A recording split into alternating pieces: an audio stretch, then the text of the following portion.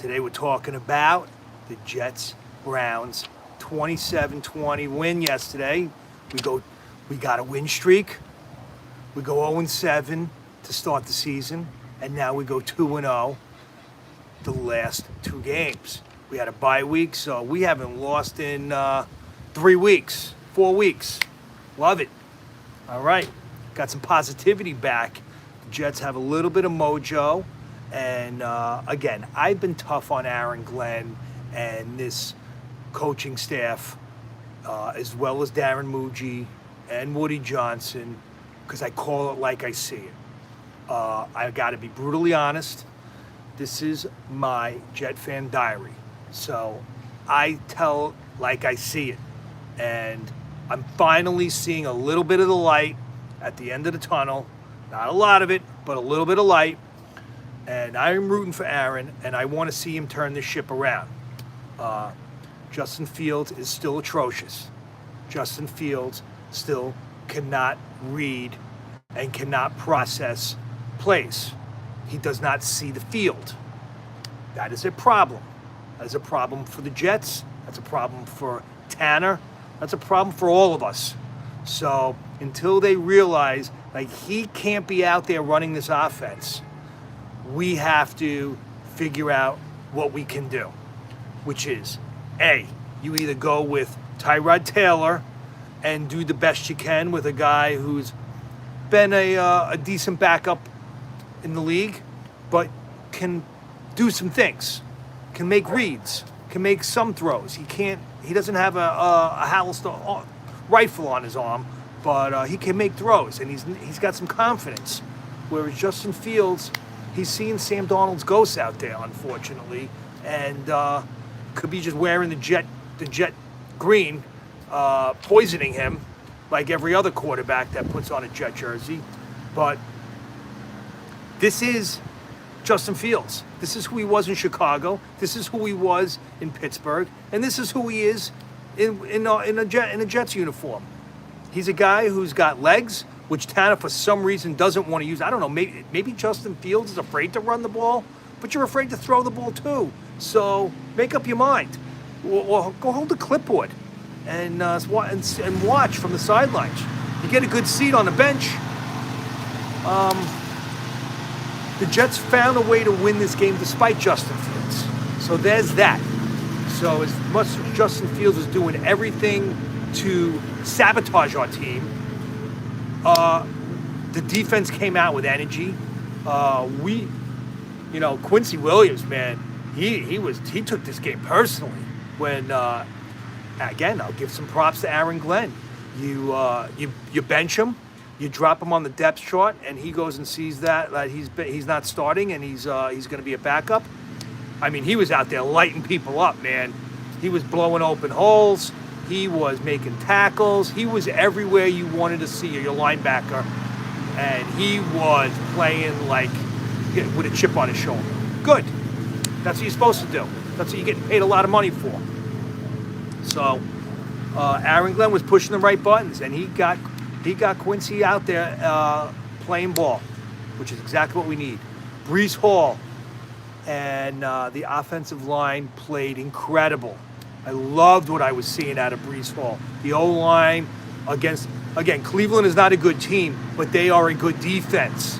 And Breece and the O-line were holding their own with this great defense. I mean, Myles Garrett, you didn't hear much. He had 1 sack yesterday. That's pretty much it for a perennial all-pro defensive lineman like him. I mean, a week ago, he was getting 5 sacks. So, and you heard his name called all game long. It was like you didn't really hear him other than that one play where he got a hold of us. So, nice job on the defense. So Wilkes, you get some credit for that. Again, the defense is stabilized. Special teams is playing out of their minds right now. That is what we got the W from, the special teams.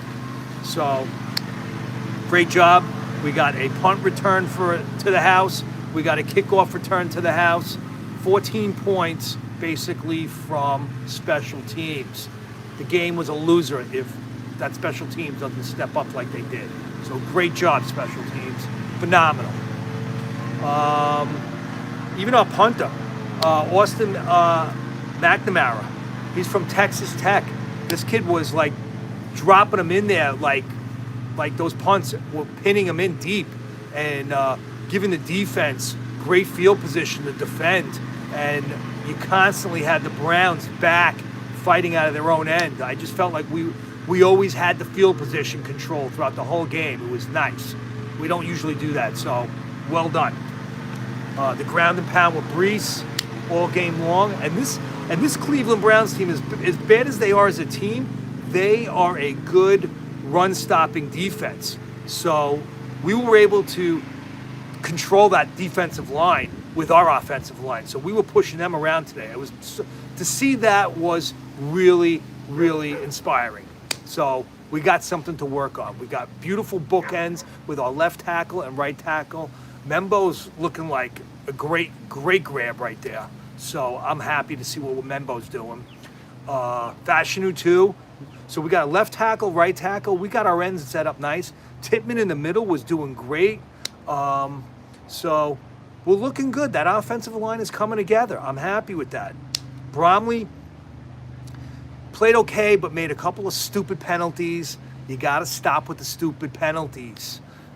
But that's part of his game, unfortunately. That's why Tennessee got rid of him. They were fed up with that. But so you're gonna have to live with some of that, unfortunately. That's what Bromley does.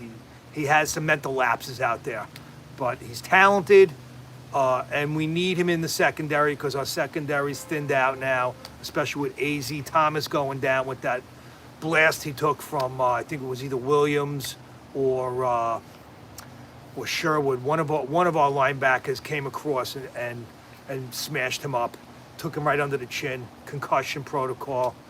So he's playing great corner, and then boom, next thing you know, he's out of the game, and he might not even be playing against the Patriots on Thursday night. So that's going to be some problems for us. If you are going to continue to roll out Justin Fields, you need to use his legs. Stop dropping him back. The guy has no feel for the game right now. He has no confidence, and he can't hit the broadside of a barn. His stat line is fucking atrocious, okay? 6 of 11 for 54 yards in the game yesterday.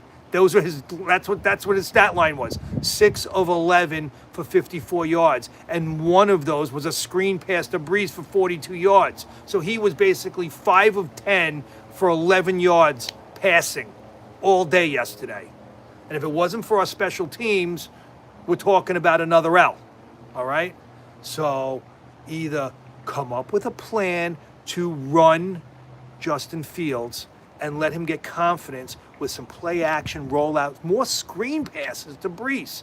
Let's roll him out and dunk the dinks and dunks. Let him get a little confidence, and then all of a sudden you get a few first downs and he starts making some completions. Even if they're 4 or 5 yard dinks and dunks, at least you can get some confidence going, and he can feel like, all right, maybe I can make a play here now. But the way you ran him yesterday, you rolled him out that he wasn't doing anything that would make him a better player, okay? So I was frustrated with the way Tanner called that game for Justin, and I'm frustrated with the way Justin's playing. So the two of them go into a fucking room, talk it out, and come up with a plan. Why do I know what his strengths are and you don't? So that's a problem, okay? That needs to be addressed. The AZ injury, tough loss. Garrett Wilson injury, another tough loss. But again, next man up, and that's how this league is. Everybody's got injuries. You guys got to go with the next man up. So we won that game yesterday with no Garrett Wilson, with no Sauce Gardner, with no Q Williams. So basically our 3 best players out there, 2 on defense and 1 on offense, and we found a way to win. So that is the bright spot that I'm hanging my hat on, is that Aaron Glenn got these guys to rally him, and we rallied the troops, and he got these guys to play for him. There was no quit out there. I liked seeing the energy. This team was like when they were making some plays. You saw Aaron do a couple flexes out there after 6 sacks too. That defense got 6 sacks. That was again it's against Gabriel, who's not much better than Justin Fields. So we're talking about 2 of the worst quarterback plays or QBRs in the entire league going head to head. It was like a fucking another toilet bowl.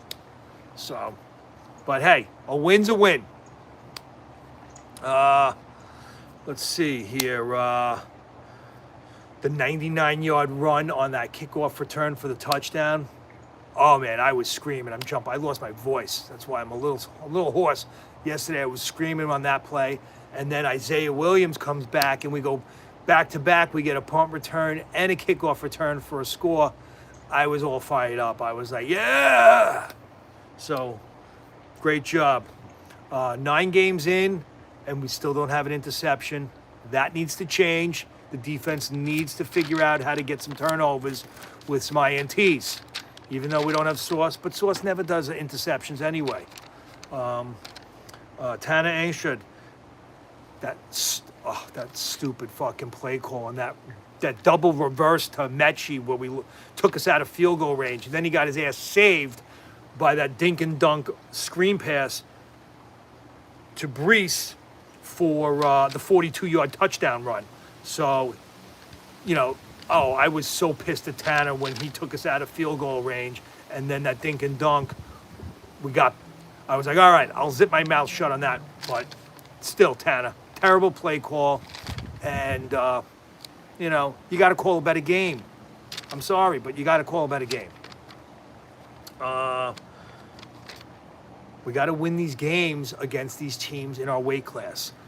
Like, we lost that game to Pittsburgh. We won, I think, like 7 out of 8 key statistical categories that you want to be the winner in to get a W in NFL football games. We won 7 out of these, and we found a way to lose that game to Pittsburgh. That was a tough one. Same thing with Denver. Aaron Glenn took the stupid pills and didn't know how to coach, and we should have beat Denver. Again, tough loss on that one. Same thing against Miami, same thing against Carolina. Those were 4 games where we should have at least got 1 or 2 W's that we lost all those games. Inexcusable. You gotta find a way to get the W's. So I've been hard on him, at least against Cincinnati. He found a way to get that W. That game could have went either way, but we got the W. Same thing yesterday. That game could have went either way, but we got the W. No thanks to Justin Fields. Special teams gets 2 touchdowns. The defense gets 6 sacks. Justin Fields throws 6 for 11 for 54 yards. Disgusting. But we get the win. 27-20. Jets take down the Browns. We need to play the AFC North more. I was joking around. I sent a text to one of my buddies who's a big Steelers fan, I said we need to play some AFC North games more often because we seem to be able to. They definitely don't blow us out. I mean, maybe Baltimore when we play them with Lamar. That we'll see how that goes. But next game, we got the Patriots on Thursday Night Football. So it's, I think, our last nationally televised appearance for our pathetic 2-7 Jets.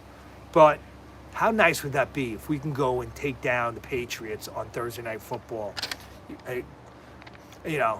I'm a realist here. I don't see it happening, but I'm rooting for it. And let's hope Aaron Glenn can come up with a game plan. I would like to see him pull the trigger and put Justin Fields on the bench, and let's go with Tyrod Taylor, and bring some life to the offense a little bit because, when Vrabel's going to come up with a plan where he's going to have like 9 guys in the box against us. He's going to go man to man on the wideouts because he's going to say let Justin try to throw the ball. He's got no confidence. And he's not going to hit the broadside of a barn. So they're going to stack the box. They're going to make it really hard for Breece to get any any space, any creases, because there's going to be a man unblocked when you bring up those safeties like they're going to do. And if they're smart, that's what they're going to do. And Vrabel's a good coach. So that's going to be the plan. We need to address that. And I think if you come out with Tyrod Taylor, you're going to have to keep them a little bit honest, because Tyrod's going to sling it a little bit. And he's going to go out there and he's going to, I wouldn't say guns blazing, but he's going to go out there and have a level of confidence and a level of maturity out there, and that he knows what needs to happen. And he's going to be able to make reads, and he's going to go through his progressions, which, unlike Justin Fields, he can't see anything out there. It's the Sammy Darnold goats that Justin Fields is staring at right now. So we'll see how it goes. But this was my rant. I'm happy that we've put a win streak together now. So we go from 0-7 to 2-7. We put 2 wins together. Let's go with New England and make it 3. All right? Let's have a great night, everyone. Thanks for joining us. And my name's Adam, and this is the Jet Fan Diary. And I will talk to you soon. Have a great night, everyone.